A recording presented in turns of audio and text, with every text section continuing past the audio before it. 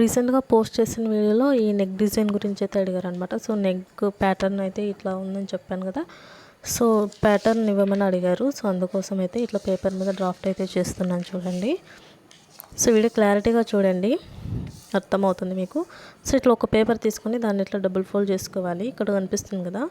So 3 ఇంచ్కి ఇట్లా ఒక marking చేసుకోవాలి.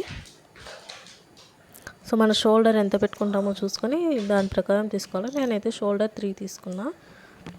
అండ్ ఇక్కడ వచ్చేసి 3 అనమాట, నెక్ 3 అండ్ హైట్ వచ్చేసి 6 తీసుకోవాలి. అండ్ నేను ఇక్కడ మీకు క్లారిటీగా కనిపించిందని బ్లాక్ స్కెచ్ అయితే డ్రాప్ చేస్తున్నాను. అండ్ ఇక్కడ 6 తీసుకోవాలి నెక్. మనం మ్యాక్సిమం 6 కదా యూస్ చేస్తాము. సో ఇట్లా 6కి తీసుకోవాలి. ఒకవేళ 5 కావాలనుకుంటే మీరు 5కి మార్క్ చేసుకోవచ్చు అనమాట. సో ఇట్లా ఈ 2 లైన్స్ని ఇట్లా కలుపుకోవాలన్నమాట, కన్ఫ్యూజ్ లేకుండా. అండ్ ఇక్కడ నుంచి కూడా మనం 3.5 దగ్గరికి ఒక మార్కింగ్ చేసుకోవాలి. అండ్ 0.25 ఇట్లా బయటకి మార్క్ చేసుకోవాలన్నమాట. అర్థమవుతుంది కదా ఇట్లా. అండ్ ఇక్కడ వచ్చేసి మనకు స్టార్టింగ్లో 0.25 వచ్చేసి ఇట్లా స్ట్రైట్గానే ఉండనివ్వాలి. ఎందుకంటే అది మనకు షోల్డర్ జాయింట్స్లోకి వెళ్ళిపోతుంది కాబట్టి మళ్ళీ షేప్ అవుట్ అవ్వదు అనమాట. ఇక్కడ మనం ఇట్లా కర్వ్ తీసుకుంటాం కదా, సో అది షేప్ అవుట్ అవ్వదు.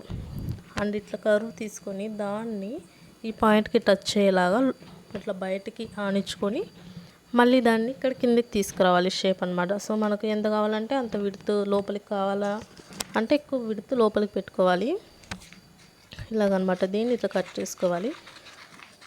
అండ్ డైరెక్ట్ క్లాత్ మీద కాకుండా ఇట్లా కట్ చేసుకొని ఈ పేపర్ అలాగే పెట్టుకున్నారు అనుకో మీకు చాలా ఈజీ అవుతుంది అనమాట. సో ప్రతిసారి నెక్ మీద క్లాత్ మీద గీయకుండా ఇట్లా ఈజీగా చేసుకోవచ్చు. అని చూస్తున్నారు కదా, ఫినిషింగ్ కూడా ఎంత బాగా వచ్చిందో. ఈ షేప్ అనేది చాలా బాగుంటుంది, డెఫినెట్లీ ట్రై చేయండి. అండ్ వీడియో నచ్చితే లైక్ చేయండి.